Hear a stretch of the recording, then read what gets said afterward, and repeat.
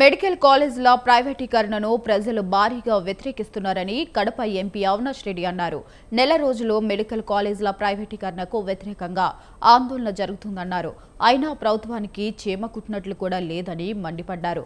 పైగా పులివెందుల మెడికల్ కాలేజీలో ఉన్న అత్యాధునిక పరికరాలను తరలిస్తున్నారని ఆరోపించారు. ఇక పులివెందుల ప్రాంతం అంటే ఎందుకింత కక్ష అని ప్రశ్నించారు వైసీపీ ఎంపీ.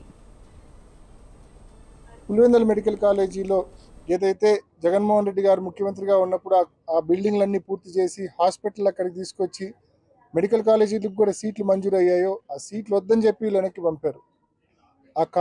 ఆ మెడికల్ కాలేజీలో ఆ హాస్పిటల్లో అత్యాధునికమైన ఎక్విప్మెంట్ను జగన్మోహన్ రెడ్డి గారు అప్పట్లో పర్చేస్ చేయడం జరిగింది. ఆ గవర్నమెంట్ పర్చేస్ చేయడం జరిగింది.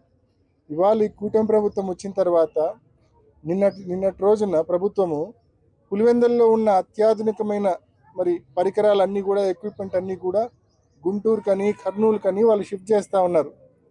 అంటే నేను అడుగుతా ఉన్నా, ఇంత ఘోరమా?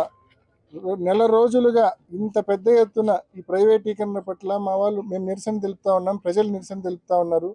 దానికి మీరు స్పందించకపోగా మళ్ళీ పులివెందుల మెడికల్ కాలేజీలో, పులివెందుల ఆసుపత్రిలో, మెడికల్ కాలేజీకి సంబంధించిన జీజీహెచ్లో, గవర్నమెంట్ జనరల్ హాస్పిటల్లో ఉన్న పరికరాలను కూడా, అత్యాధునికమైన పరికరాలను కూడా ఇక్కడ నుంచి మీరు షిఫ్ట్ చేసి వేరే చోటికి షిఫ్ట్ చేస్తూ ఉన్నారంటే ఈ ప్రాంతం పట్ల, ప్రజల పట్ల ఎంత నిర్లక్ష్య వైఖరితో మీరు ఉన్నారని చెప్పడానికి ఇంతకంటే వేరే ఉదాహరణ అక్కర్లే.